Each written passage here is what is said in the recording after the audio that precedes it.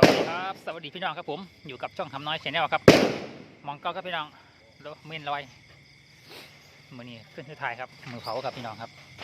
ตอนนี้เป็นกำลังเตรียมการครับพี่น้อง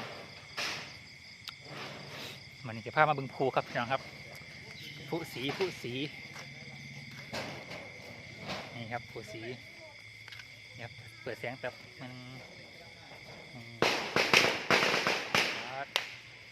จุดเดระบบยิ้มหมุนครับ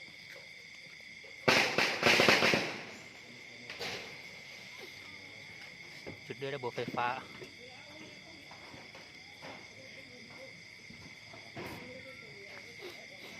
จากลูก10 กว่าลูกครั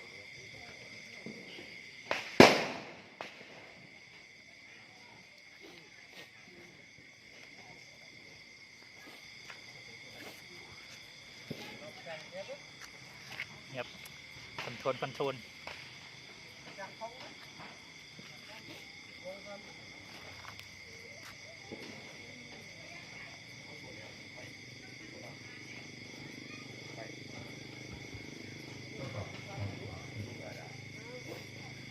ตัวนี้คือคอนโทรลผูสีครับพี่น้อง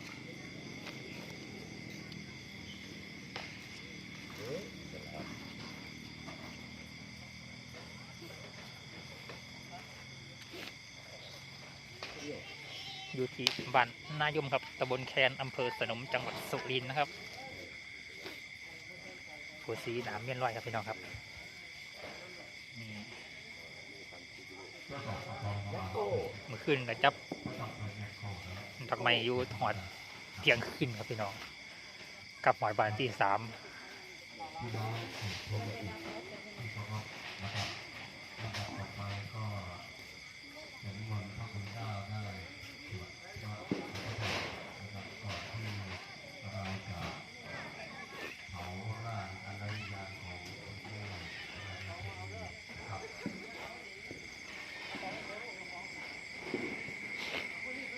ตอนนี้จะทำการเผาครับพี่น้อง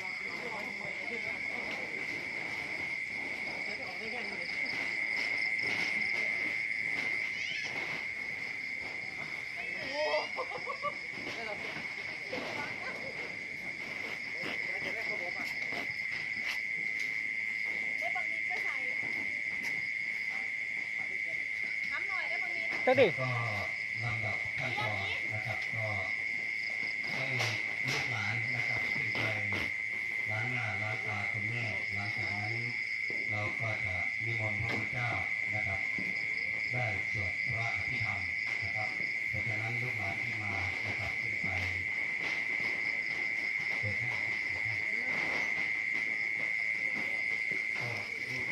ตอนนี้ทำการพิธีเผาครับพี่น้องตอนนี้เวลาประมาณที่3 ทุ่มแล้วครับเชิญครับลูกหลานนะครับเชิญครับไปดูหน้าแม่เป็นครั้งสุดท้ายนะครับก่อนที่ร่างของท่านจะกลายเป็นข้าวสารนะครับธาตุของท่านทั้งสี่นะครับตอนนี้ออกจากร่างแล้วทำกับผูสีน้ำกันครับครั้งสุดท้ายนะครับก็ไปดูหน้าท่าน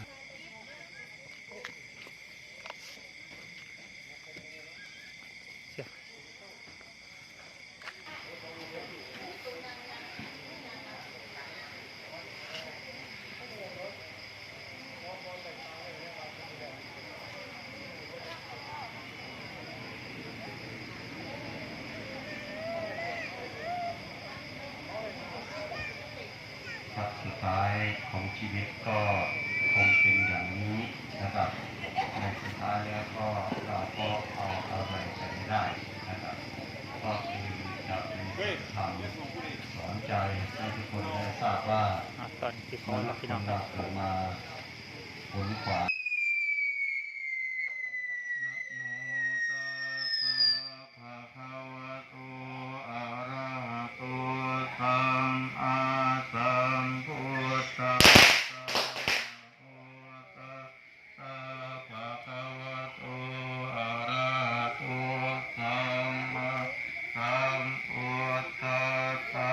ถ่ายเกี่ยวกับท่านเมื่อกี้ ภะคะวะโตอะระหะโต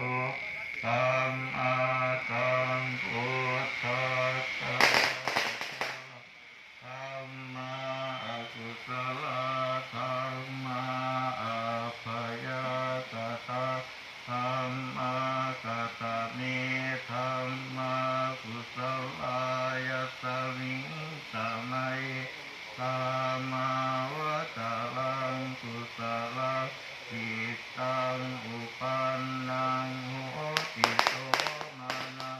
สัทธาคตังญาณสัมปยุตตังอุปารัมมนังวาสัทธารัมมนังวา เปิดเครื่องเสียงครับพี่น้องครับ ทารัมมนังวารสารัมมนังวาปุถทารัมมนังวาธรรมะรัมมนังวา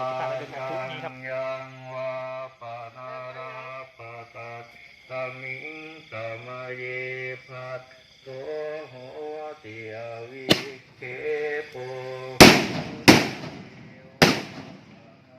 มาเปิดเครื่องเสียงครับ สมาธิอันโมปันนาอิโมนะ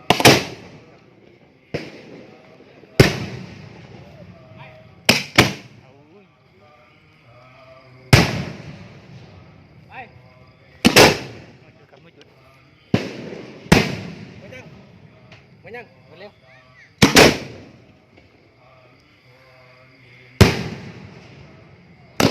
เอาอุ้ยนั่นไง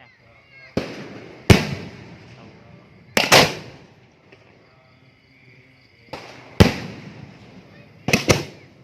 โอ้ไม่จุดไม่จุดไม่จุดแล้วบุก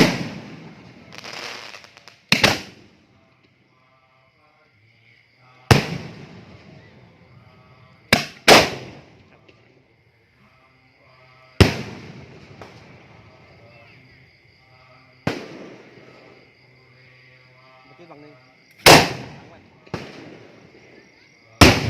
เอาอุ้ยดอกเอาละครับปฏิอันนี้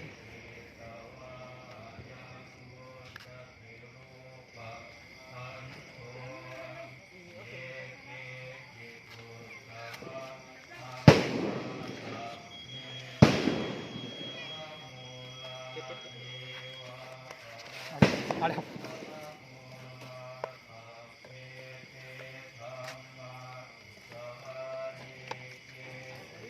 กินอะไร เอามือนั้นมันคือมีไฟหน่อยมันคือผมมีวะ ของเถอะโอ้ย สูงเนี่ยเลยจานไหนเด้อค่ะ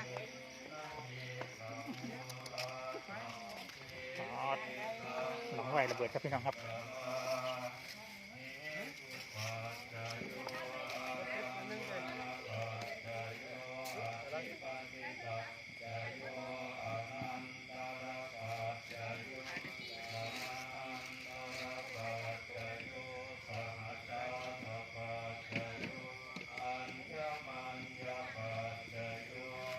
ควันหอยๆครับ